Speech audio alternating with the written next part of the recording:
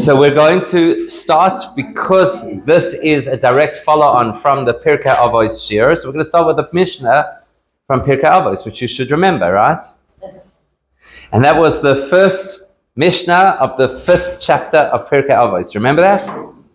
The first Mishnah of the 5th chapter of Pirkei Avos that said, "Ba'asara ma'amaros nivra ha'olam," that the world was created with 10 utterances. And the question is, why 10? What's the significance of the number 10? That will segue directly into what it is that we're going to, please God, start learning today. And that is that the number 10, I'm not a mathematical person, so if you speak to somebody who's more of a maths buff, but they'll tell you that the number 10 is considered a whole number. And that's why we have a decimal system. I don't know, thank God some of us grew up on the metric, not on the imperial system. So for those of you who still think in inches and pounds, you have our condolences. Because it's a lot easier to work a metric system. A lot easier. Things that are in tens, it's neat, it works, it's whole, and there's a reason for that. It's because Hashem created the world with 10 utterances. So any decent system is going to be a system with 10 facets. And our objective starting today is to look at what lies behind those 10 utterances. So if you go back and you read the story of creation, you'll see that Hashem said, "Let there be whatever," 10 times. But the question is, why? Why 10? Why is that the number? And that's what we're going to explore today. By way of introduction, in Kabbalah we use the expression that there are 10 Sefiros, that there are 10 Sefiros. We're going to talk today about what Sefiros are, but we're not ready for that yet. We need some introduction before we can even talk about Sefiros. But I just want to point this out, that it says in Kabbalah, Eser Veloi Teisha, that there are 10 Sefiros, not 9. Eser Veloi Achadasar, and that there are 10 Sefiros and not 11. In other words, the number is very precise. It's not accidental, it's not incidental, it's very specific. Exactly 10, no less and no more. And part of our conversation will actually have to be, well, why is that so important? Why do we have to know that it's exact, that it's so precise? It's going to be part of the conversation we have today. However, before we get to that conversation, there are a few things we need to know by way of introduction. We're going to focus on 3 points of introduction today. One is the idea of the spiritual framework of existence. The second is the idea of what we call Tselem Elokim, the so-called image of God. And the third thing is, what is a Sephira? What does the term actually mean? Okay, so those are the 3 things we're going to have to look at in order to introduce our topic, which is the 10 Sephiros associated with the 10. What's that? So the 3 things we have to look at is, number 1, the framework of existence, or the framework of creation. Number 2, the concept of Tselem Elokim, the divine image. And number 3, what does Sephira in the singular and Sephiros in the plural actually mean? So let's begin with the structure of existence. Now, I'm going to use terminology over here. Maybe you're familiar with it, maybe you're not. Doesn't really make a difference, because at the end of the day, even if you're familiar with the terminology, often what happens is things get lost in translation. We've got a little bit of an issue in the Jewish world with English. The translation of ideas into English. Got a bit of an issue. We get hung up on certain conventional translations that have been within the community for a long period of time, and we use those translations, and we don't necessarily actually know what they really mean. I'll give you a ridiculous example or 2, just to illustrate the point. So imagine, and I often say this to boys, when they're out there and they're engaging with people in the broad world. Let's say, for argument's sake, a guy is in the middle of an airport, and he puts on his tefillin. And a non-Jewish person comes over to him and he says, "What is that? What are you doing?" And with absolute confidence, he says, "These are phylacteries." And he just expects that that's now resolved the issue, because obviously everybody knows what phylacteries are. So, right? Or if you had to, for example, describe that there's this interesting subject in Jewish law associated with, God forbid, a person who passes away without any children, so then his wife has to perform levirate marriage. And everybody must know, obviously, what levirate marriage is. So that's what happens. We often use these expressions, and they become very much ingrained into our vocabulary, and they're not helpful. So the first term that we're going to talk about today I'm curious if anybody has an English phrase for it. And then we'll see if we can come up with a better way to describe it. So there's a concept in Jewish mysticism called Seder Hishtalshelus. So first of all, who here has encountered that term ever? Seder Hishtalshelus. Okay, you've encountered the term. How do you translate it? Seder is an order, okay? So Seder, because everybody's already getting their pre-Pesach nerves. So when you hear the word Seder, you naturally go there. So Seder, it's an order. What's Hishtalshelus? Yeah, I can write it, if that will help. Okay, so it's Seder Hishtalshelus, or Hishtalshelut, depending obviously on your pronunciation. Okay, so Seder, it's an order of Hishtalshelus. What is Hishtalshelus? Effort. You're thinking Hishtadlus. Not related. Not related. There we go. So if you look inside this word, you will see the word Shalsheles, which is a chain. Can we just show that? Okay, so you've got Shalsheles, which is a chain. So Seder, an order, Hishtalshelus, of the chaining. The chaining of things.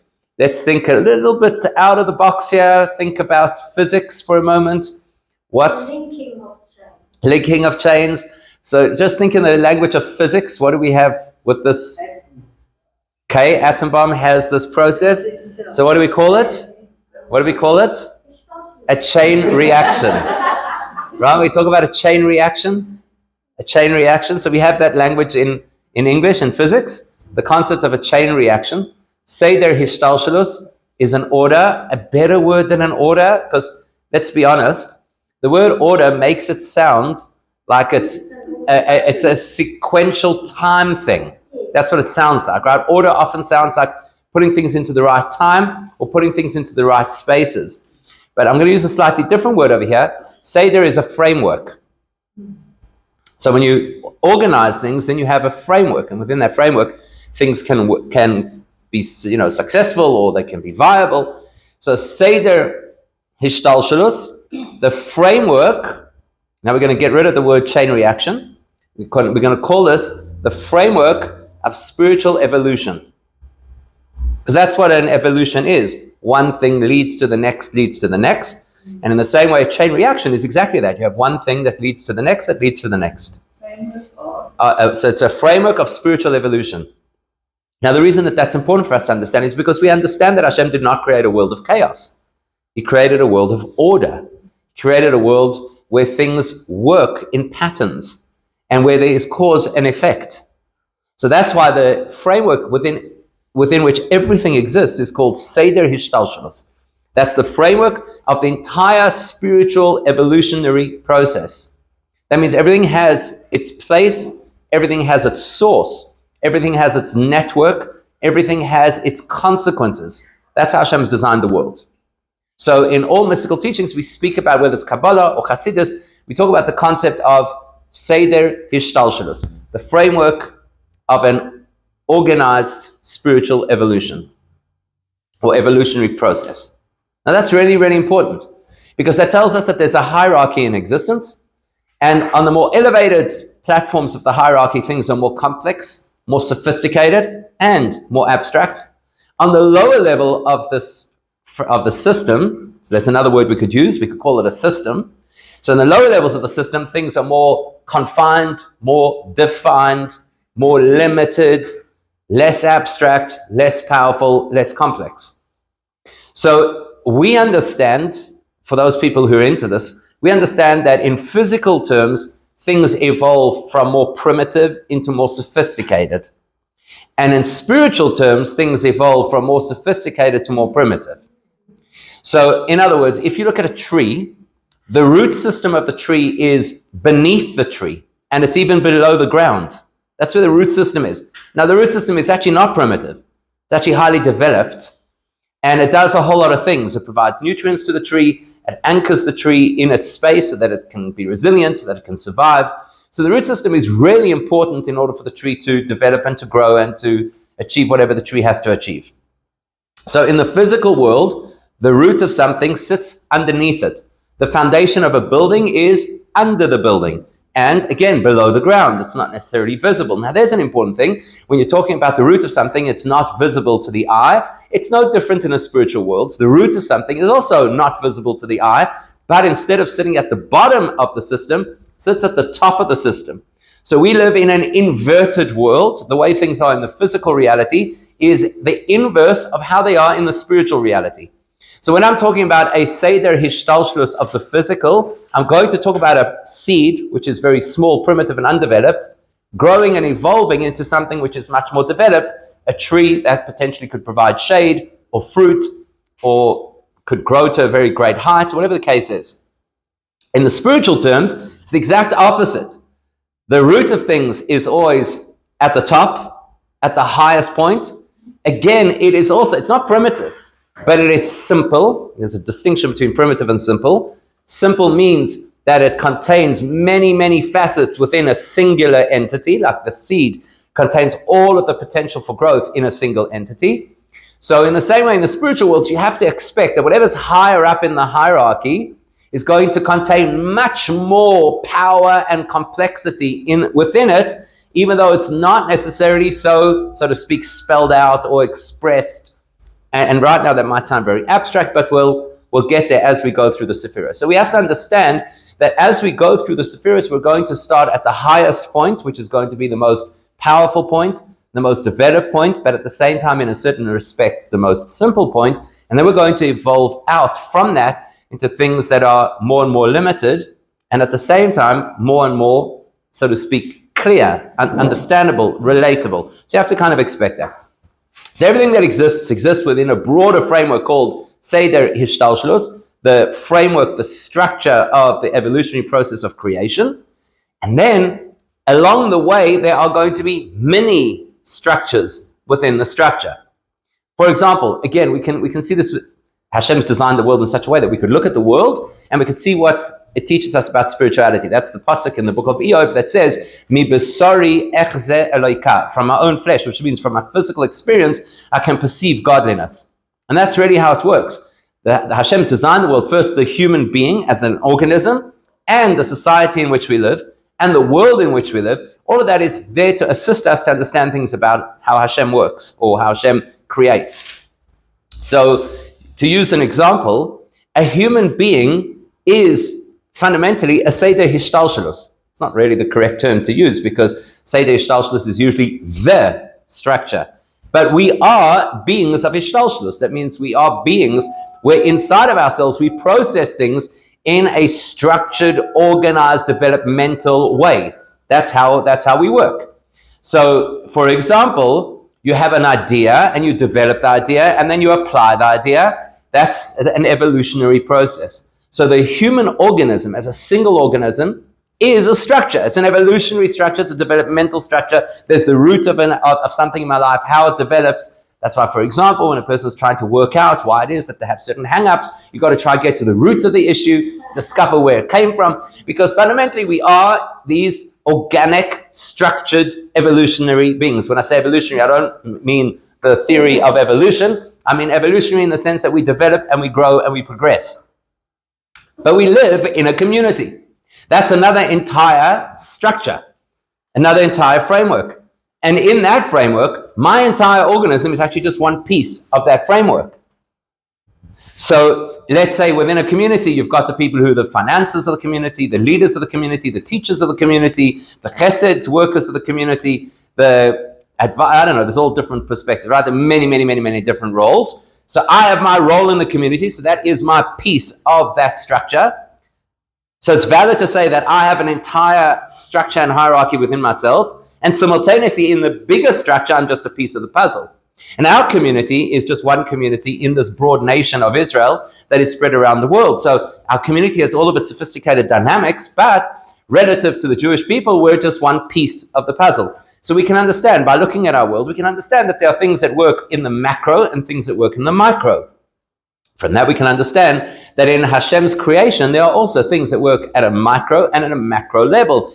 And here's the thing, they'll always fundamentally run on systems of 10 facets. So that's going to be really important as we learn, as we go through this process. Now that we understand that there's a Seder Hishtalshlus, that there's an overarching structure, an overarching framework that Hashem has created. And then within that, there are many frameworks. So we know that whenever we're stuck trying to understand how things are in the macro, what we're going to do is look at how things are in the micro. And that's going to help us because they are similar systems, similar organisms. So if I don't quite understand exactly how Hashem runs his world, I'm going to look at myself and try and understand how I operate, because that's going to give me a mega clue into understanding how Hashem runs his world. So that's why the first introduction is this principle of Seder Hishtalshelus. Hashem did not create chaos. He creates a hierarchical framework or an evolutionary framework. It exists on the macro level. It exists on the micro levels. And as I'm trying to understand the bigger picture, I'm going to borrow a lot of my experience in order to try and understand that picture. That's number one, which takes us to our second point, Tselem Elokim, the image of God.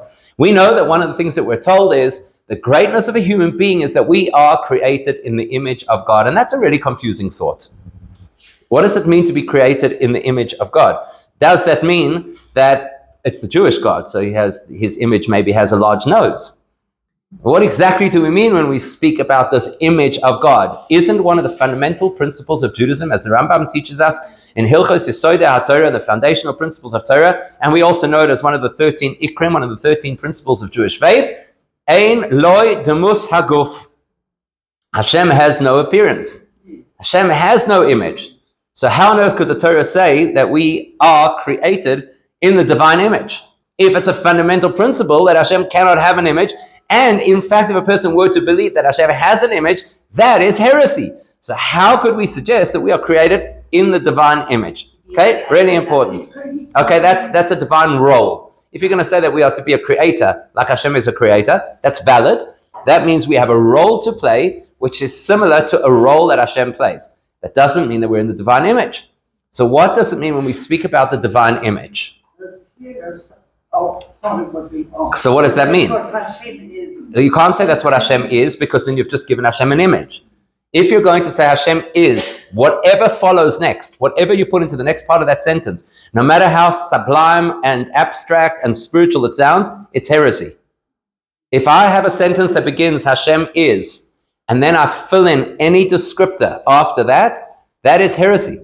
The Rambam says very clearly that when the Torah uses expressions like Hashem's kindness, Hashem's strength, etc., that is all only as an analogy, and it is not literal. So we dare not apply any kind of literal value to those things, because that's heresy. So what do we mean when we say that Hashem has an image, that we're created in that image? Tselem Elokim. That he breathed life into us. Right. And therefore, we must actually follow his ways. Beautiful. So that tells us that Hashem has ways, like the Rambam also says very clearly, that there's a mitzvah in the Torah, lehidamois lidrachav, that we have to emulate Hashem's ways. Mahu rachum, af ato hayei rachum. Just as Hashem shows compassion, you have to show compassion. That tells us that Hashem has shared certain behaviors with us, and we have to emulate those behaviors. That is not an image.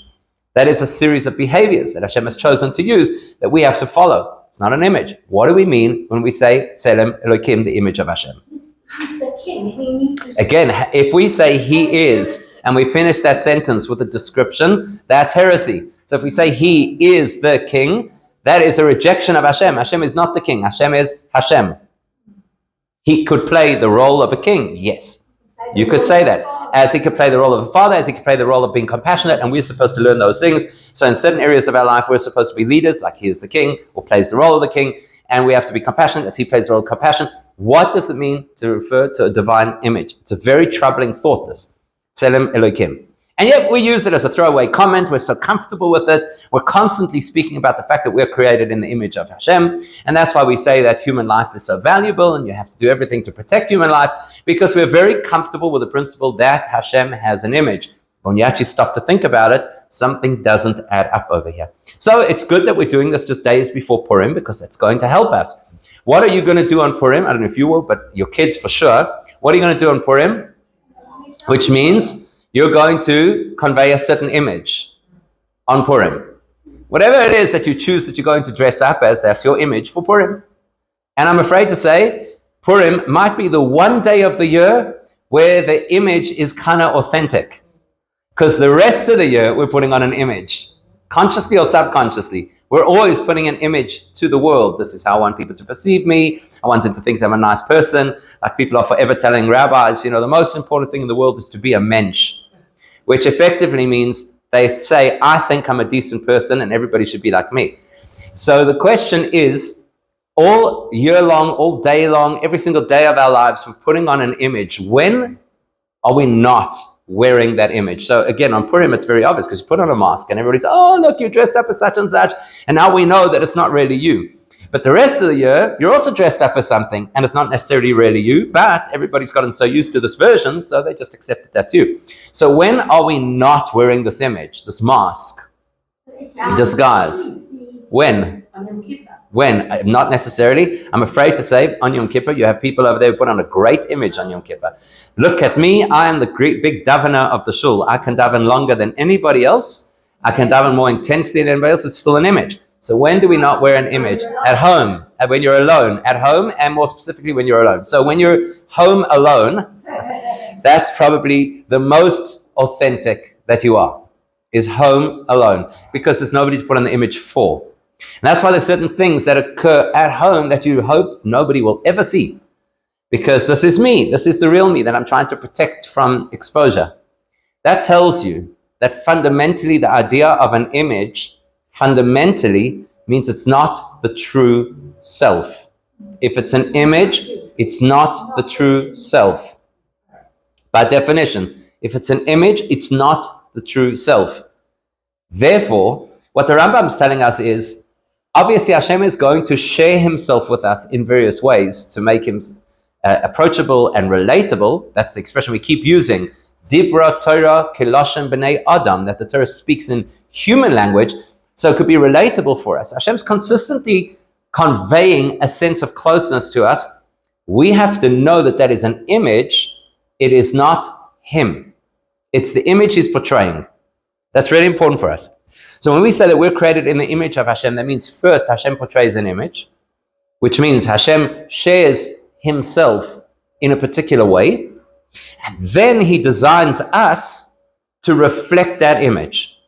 And it's really important that we recognize that what we're reflecting is an image of Hashem rather than reflecting Hashem himself. Really important to know this. Okay, it doesn't feel right. Why? Absolutely.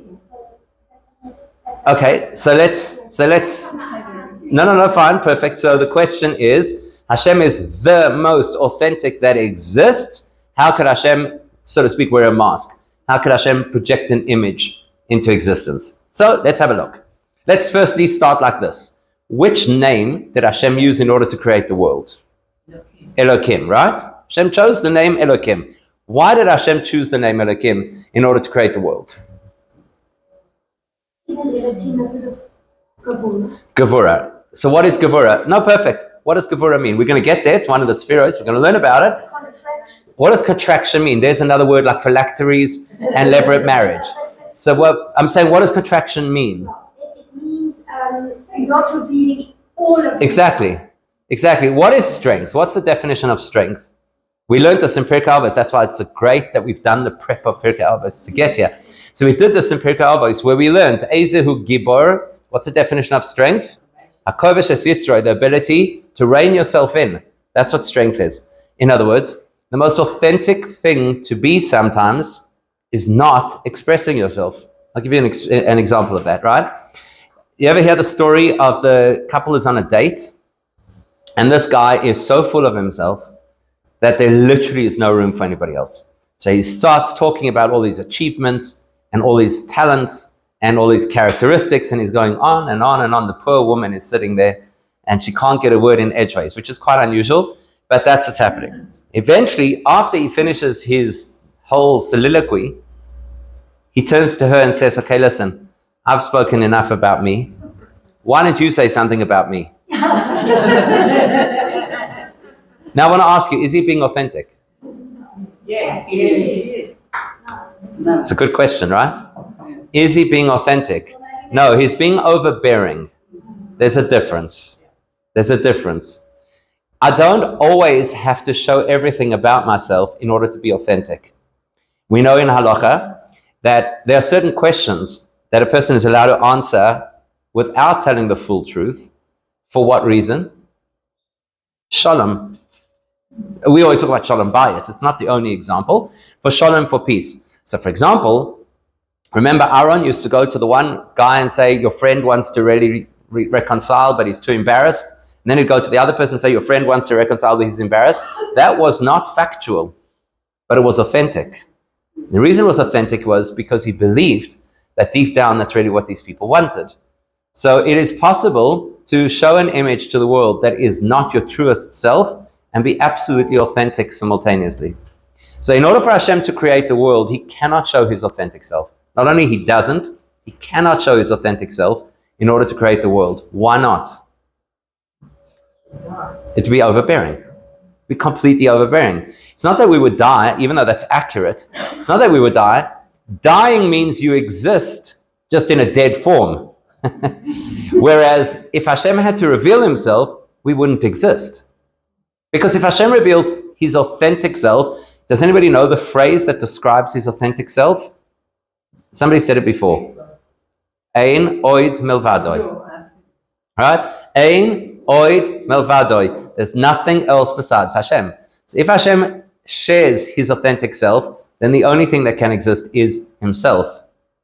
So the only way that Hashem can allow us the opportunity to exist, and therefore to grow and connect and all the beautiful things that he wants to do for us, has to be by having an image. In other words, not showing us, saying, for us, for our benefit. So again, if I care about somebody, if I, for example, my child comes home and asks, please could you explain to me why we have load shedding? Okay? Now, depending on the age of the child, I shouldn't have said anything, right? Shouldn't have said anything.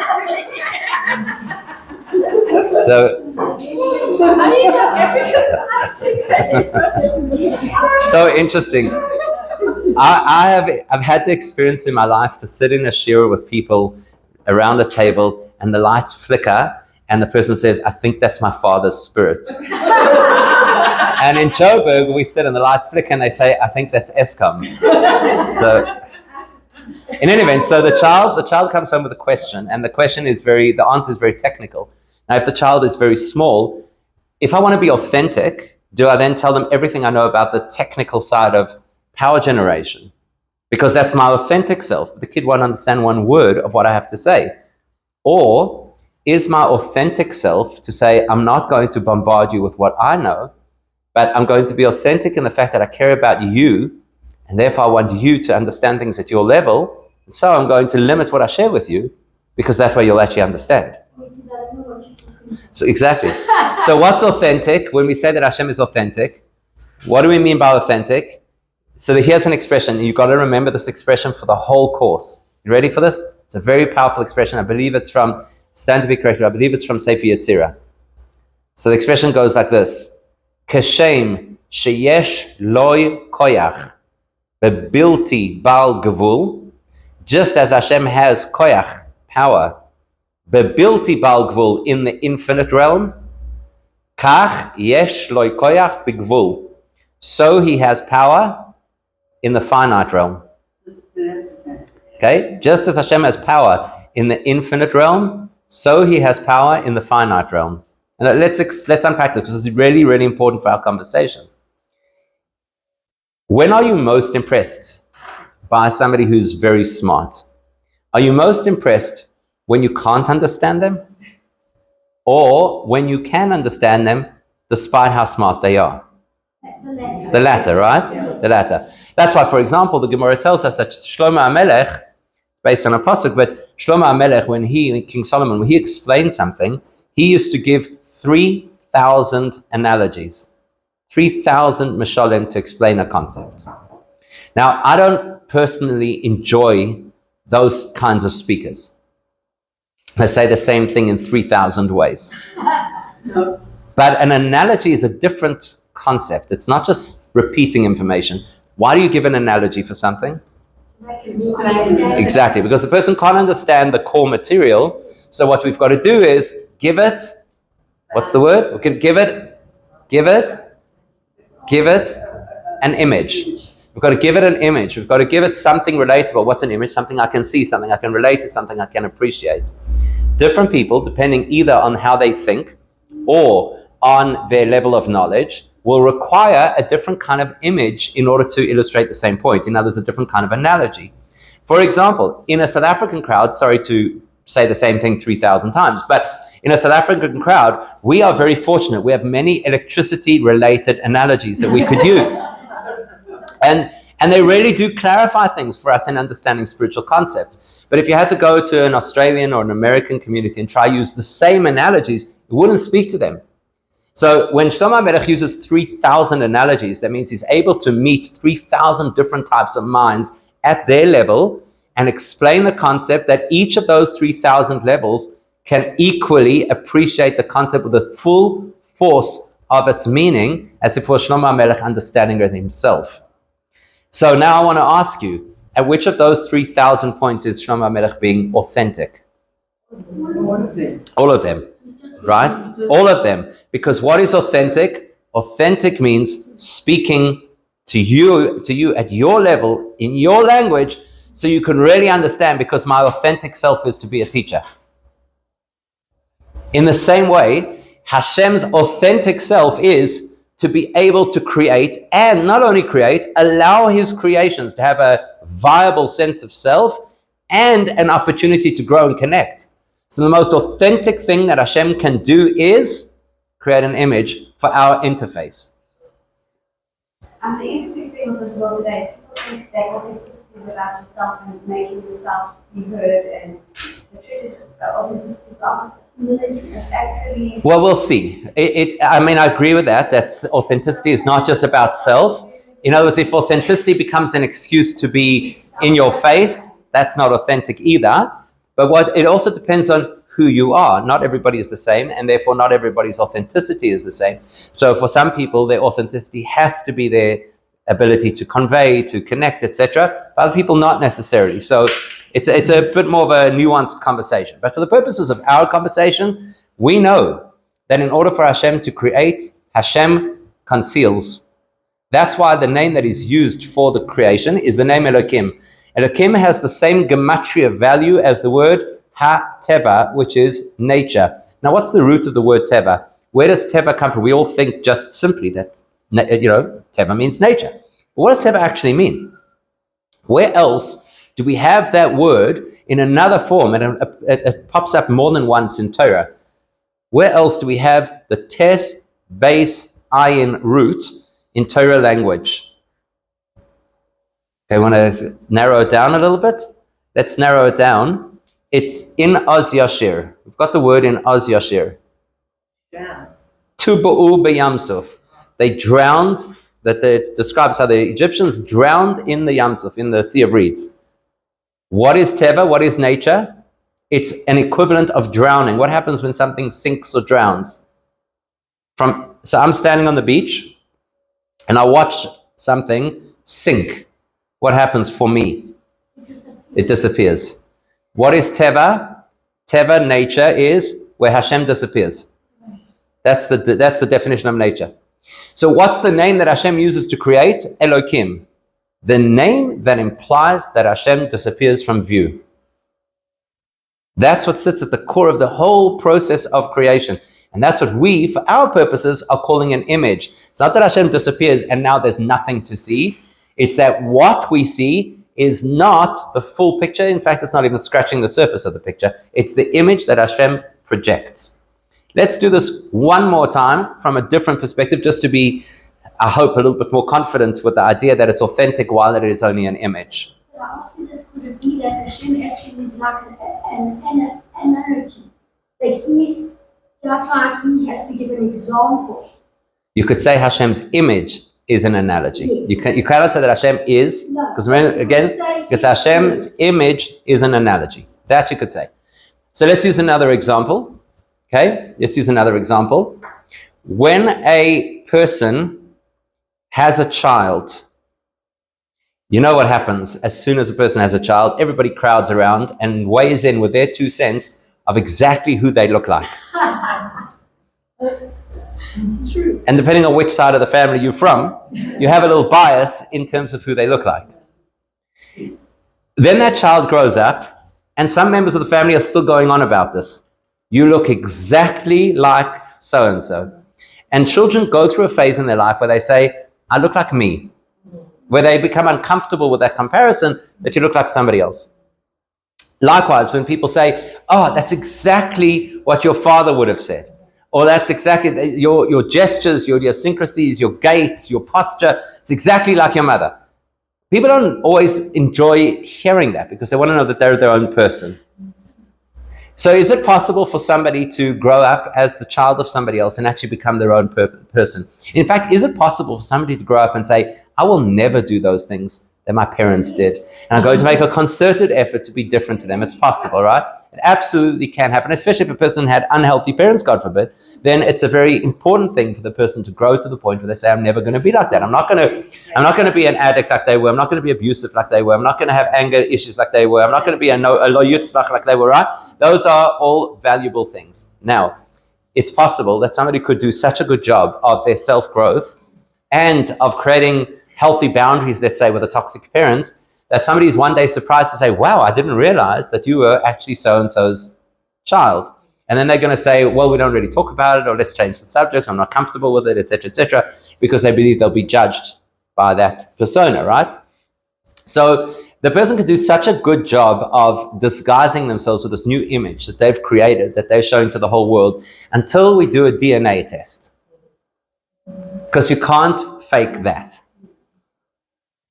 Once you do a DNA test, we know exactly who you are and where you come from.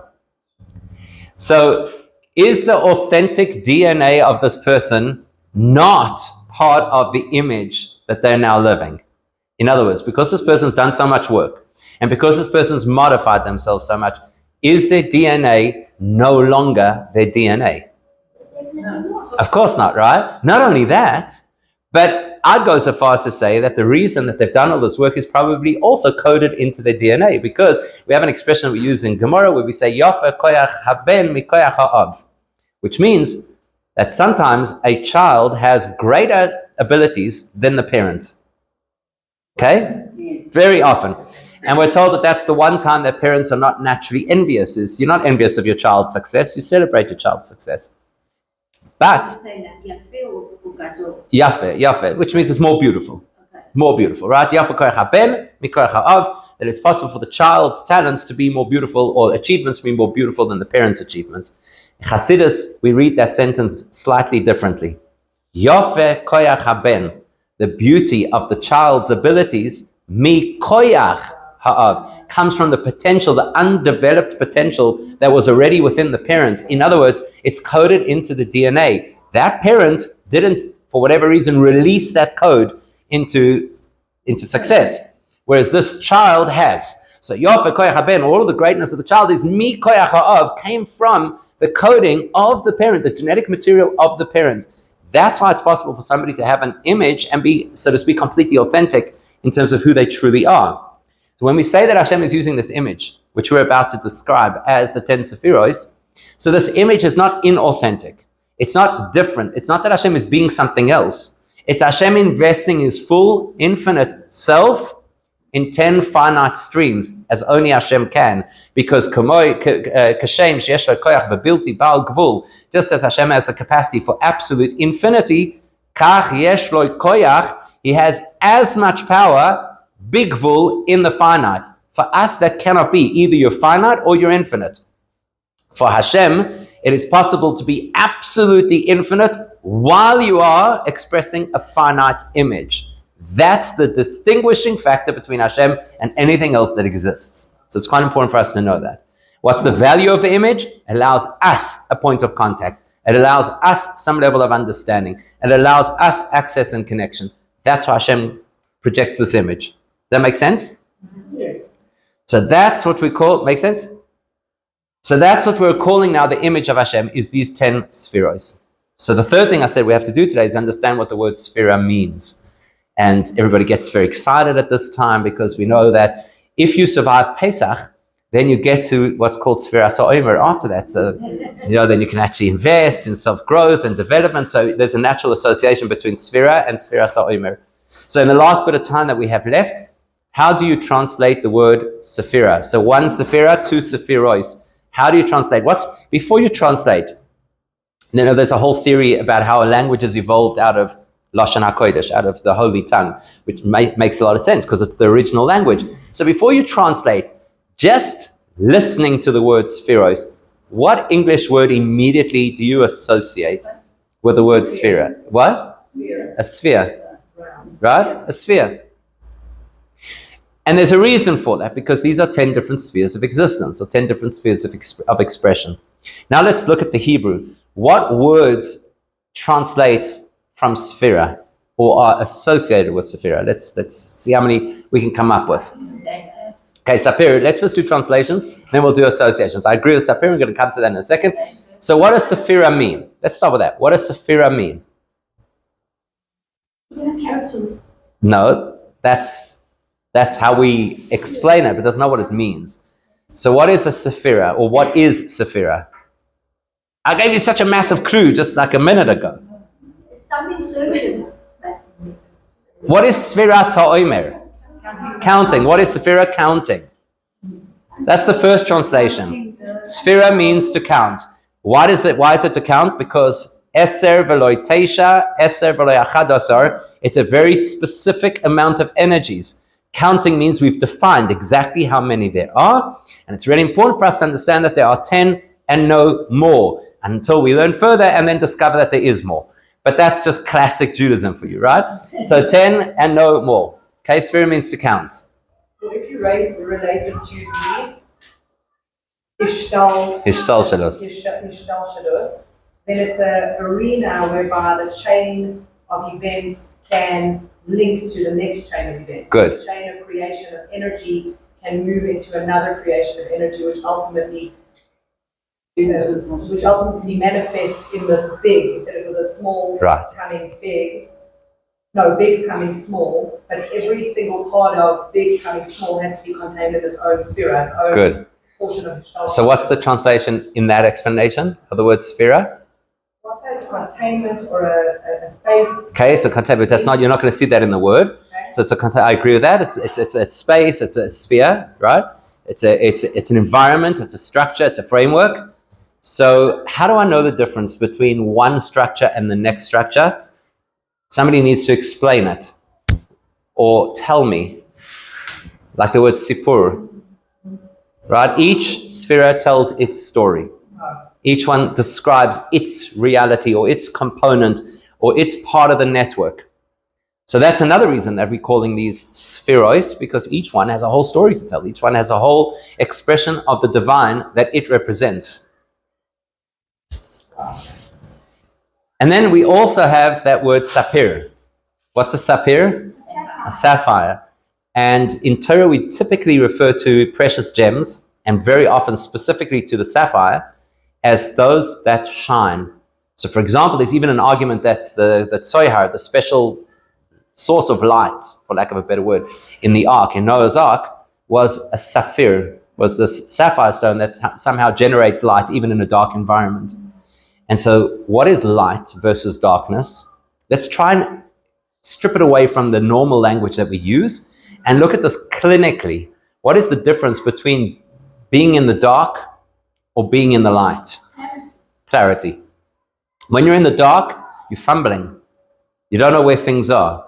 You can't make sense of your environment. When you're in the light, instantaneously things are clear. So if you're in a dark room trying to find your way to the light switch, you could bump into furniture. You think you know your way around the house until it's dark. And then suddenly you realize a chair that's just a few centimeters out of the table is a major hazard. So in the dark, nothing is clear, everything is hazardous. In the light, in a flash, in an instant, that dark room, somebody flips the switch, everything is transformed, and everything now makes sense. So in the language of Jewish mysticism, in Kabbalah and in Hasidus, when we talk about choshech, darkness, we're talking about lack of clarity. And when we speak about or light, we're talking about giloi, where things are revealed and clear. So the purpose of these spheroids is to make Hashem clearer to us. Again, We're not going to understand Hashem's essence because that's beyond understanding. But what Hashem makes available to us, these Sefiros will clarify, will illuminate for us what they are, what Hashem, so to speak, interaction with us is. So that's our introduction to what Sefiros are, how they work in the, so to speak, broader picture. Now what we've got to do next, obviously, is identify what the 10 are, and also see that there's one of the 10 that's a little bit in flux, and then we can start to learn what they are, both in terms of our own development and in terms of the bigger picture, the macro as well. That's where we're going from here. No,